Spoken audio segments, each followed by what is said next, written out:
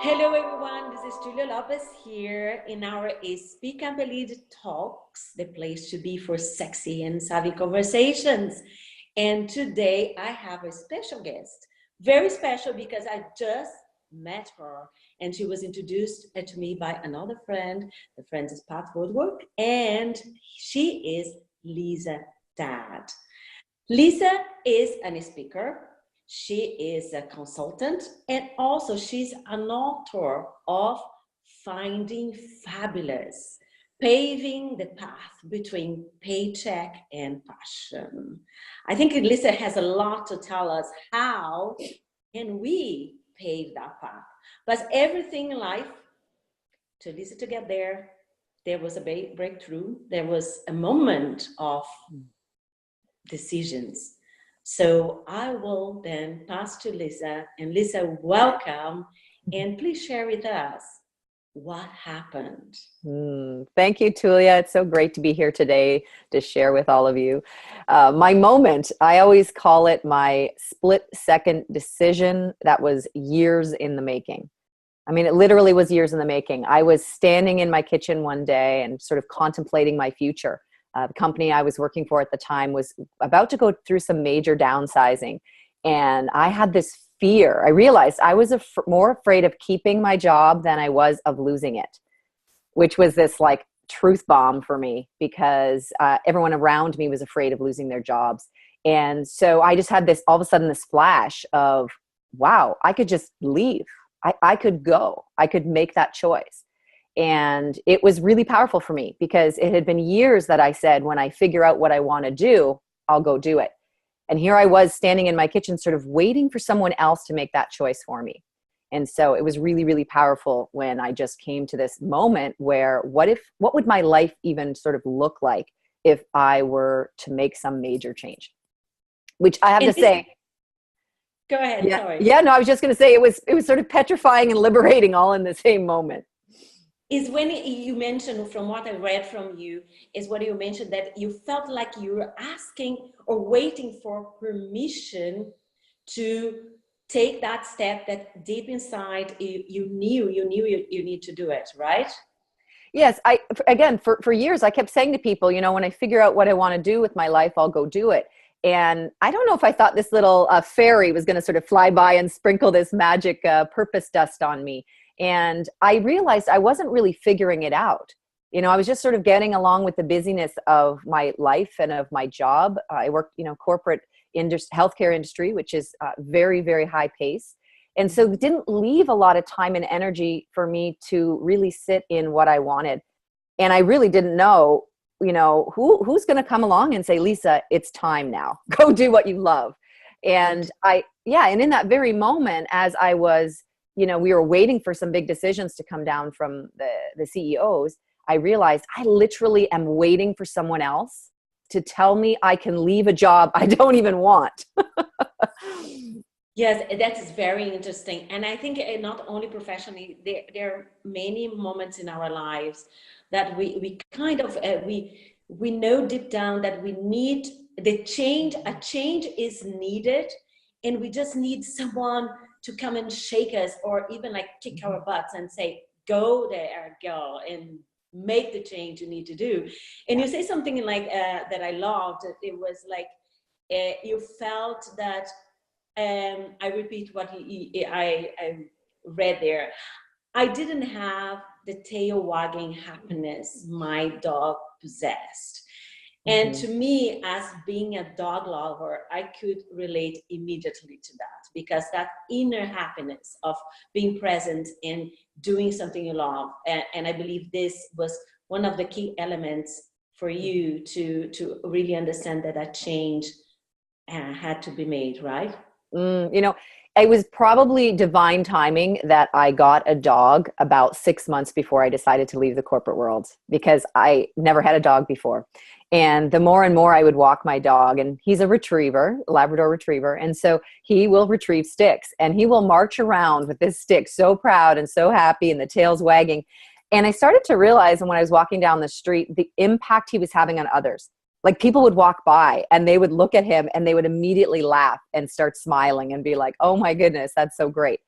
And I thought, what if I had a role in my job in the world where I was so tail waggingly happy that I could impact others in that same way. And so there's a little bit of an envy that it's so simple for a dog that he was born to be a retriever and he retrieves and it makes him happy. And so the question came to me was, what was I born to do? What was that thing that is inside of me that I'm just not allowing to fully express?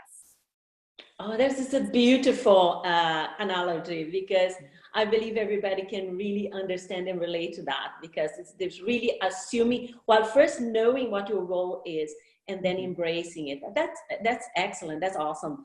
And then came, once you made the steps, of course, I believe once we make this step, things will start falling, but falling into place, but not falling apart, falling into place. And then comes the paycheck to passion. Can you tell us a little bit of discovering this passion? Yeah. Well, first I will say that I guess it didn't just fall into place the second that I wanted it to. That moment in my kitchen when I was afraid, not knowing exactly what I wanted to do, I had an inner knowing that it was the right time to go figure it out.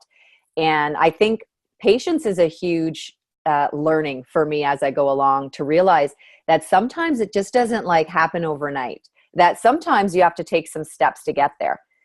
And as I was interviewing people for the book, I started to realize that when I started to sort of trace their journeys and realize that often they left what they were doing to do something else, which really just opened them up for what they really were going to do. It was kind of like these breadcrumbs of their lives, or like this peeling back the layers and getting deeper and deeper as to what you want. And so even for me, over the last 5 years, it has really evolved my understanding of what I want. And I know for a fact, had I stayed in that corporate job completely overwhelmed by my environment and my focus being drawn in one way, that I never would have made those first few steps to be able to see the next ones. Yes, everything is a process, right? And when you say that you're not patient, I can relate to that as well. And one of the biggest learnings is exactly this, understanding that everything is a process, that step by step things start unfolding once we start walking on that journey, right? And searching really towards the goal that will make us to wag our tails, right? Yes. And in that experience, this process that you have, while I was watching and researching about you, and I was watching your TED Talks, and the title says, the two most liberating words you will never say. Could you tell us? Yeah. It very briefly. You have to watch the talk. You have to watch the talk. No. Yes, exactly. Yeah. The two most liberating words you'll ever say came to me when I was climbing to the base camp of Mount Everest. Why I went on that journey in the first place was because I was looking for some joy and happiness and satisfaction in my life. And when I got to the top of the bottom of the mountain technically, but when I got to 17,600 feet, and it takes you a week to get there. Normally when I hike a mountain, I get to the top and I'm like, yes, I've accomplished, I feel good, I'm alive. And I didn't feel that. And it was this moment where I'm sitting at base camp and I'm dehydrated, I'm exhausted, but more so I was frustrated that I didn't have this huge, enlightenment in that moment, until it hit me that this base camp wasn't my destination. It was just a turning point. And these are the two most liberating words anyone can say, because the moment you recognize you're sitting in a turning point is the moment I literally scraped myself off of the ground, because I was on the ground, and decided to start walking in the right direction. Of course, on a mountain, the analogy is that as you keep walking in the right direction, the oxygen literally comes back into your body and you start to feel so good. And so I find it such a liberating thing, is that anybody out there who may be feeling stuck in their situation, it's like the moment you can just say, oh, this is just a turning point.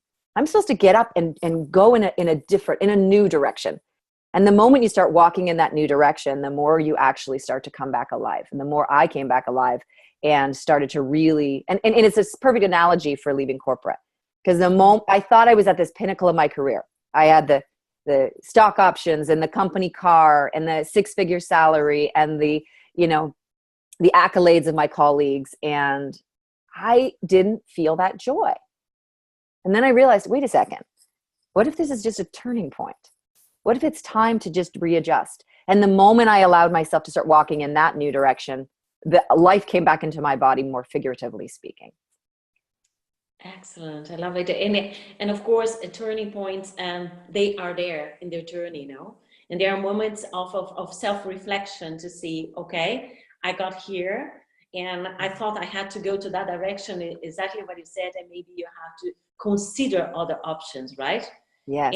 And from listening from you, one thing that really relates to what I believe and that what I've learned throughout my experience, my journey as well, is to be able to accept that there's no really right or wrong. There's only the willingness to do something towards one direction that you believe at that point in time, that's the direction you should go. But you also have to be flexible to, when you get to those turning points, consider that you might have to turn around, as you mentioned. That's excellent. And there's another thing is about action. Like, it's clear that you are a woman of action, because deciding to climb a mountain to find a turning point is not something that most people would consider. But one thing you said that I read here, you said that the only thing you do better than speaking is strategizing. And I loved that, because strategy is so important in our lives, and most of us don't have that skill, that knowledge, that experience. And let's say not most of us know how to play chess. It's true. Yeah. It's true. Yes. Share with us, like, for women who are in a situation right now where they have those questions, they feel deep inside that a change is needed, and they, of course, they have to consider many aspects, as you had to. Not only you might have a family, you might have children, husband, etc. And what would you suggest in terms of strategies? Yeah. Well, the first step I do with all of my clients is, before you can even get to a strategy, you have to know what you're going towards. You have to have some sort of idea of your vision. And I think that stops a lot of people. So someone will go, well, what if I don't know what my vision is? Then the number one strategy is to start to find it. And I work with people to build some strategies that are really aligned with who they are. So nowadays you'll go online and everyone's selling you 3 steps or 5 steps or 2 days to make 7 figures and be the happiest you've ever been. And they've got these processes that say it has to be done this way. And I'm a firm believer that everyone has the process for them inside of them. And so we start to peel back, what would make sense for you in your life? You know, as you mentioned, some people have kids and some people have husbands. Some people have maybe a little bit of a debt they need to handle, or maybe they're taking care of an elderly parent. So, you know, as I talk in my book, the reason I got so many stories from people is I understand that everybody has their own unique path. And what I wanted to do is just help people smooth that path. You know, what are some tricks and tips to actually work that you're going to go on your own journey, but maybe you could do it a little faster or a little easier. And that's all about really aligning with who you are. So I use a lot of fun techniques with people. I like people to play a little bit, but what that means is different for everybody. So the first thing to tap into is just, what are you missing in your life? What is that piece that's really missing for you? Is it some flexibility? Is it some stability? Is it fun? You know, what is that? And we sort of start there. I mean, it's a long process. We can't talk about it obviously in this interview, but just starting with that simple connecting to who you are and really what drives you individually. Yeah, but you said something that simple, I think, is the most complex, because to find ourselves is the journey, the most I think the most important journey we have. And then this is why we get into those troubles, is because we have been delayed to answer those questions. That's way I see it. Well, and And let me just add there too that so that seemed like a lot for anyone who's probably listening. And I want to say, if you're listening out there going, well, what is that? Sometimes it's literally just taking the first couple steps. It's literally doing something simple, making a little bit of time in your agenda to do something that you really connect with. And it may be as simple as, I don't know, taking a cooking lesson, or starting to walk in nature more, or, reading your favorite books when giving yourself, it can be something simple that just opens you up a little bit to feeling joy again, that can start to give you answers that you don't even realize that's where they're going to come from. Somewhere as simple as that. yeah. And I would add something based on what you said so far and on the permission. I think one thing from my experience working with women is give yourself permission to put yourself as a priority. Yes.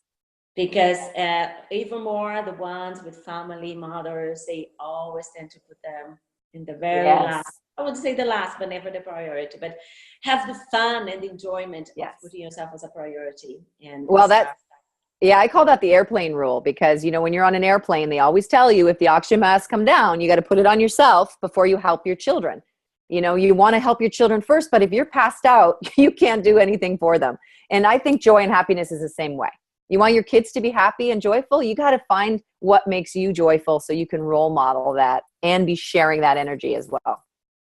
Excellent analogy. Loved that. Well, next questions. Key tips, suggestions, and that you could give to our community on what they could do next. If they want to, if they are in the situation, or even not, maybe they're not even considering that, but they are in this struggle or challenge right now, but maybe they have in their minds that, okay, I'm fine right now, but I know that in the number of years, this is, I need to make a change. What you would suggest to them? Yeah. Well, the first thing is what we were just talking about, is to create some time and space for the energy there. So like, again, I was buzzing along in the corporate world saying, one day I'll figure it out, never giving myself the time and energy. And so the space to have that. And so that's the first thing, is peel off some space where you can do that self-reflection and really ask yourself, what would make me tail-waggingly happy?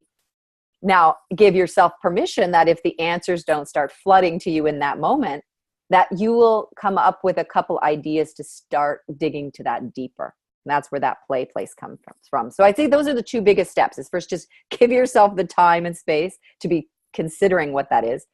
And then start to ask yourself those questions about, what's kind of missing? What is missing? And the third tip is really that you don't have to have all the answers.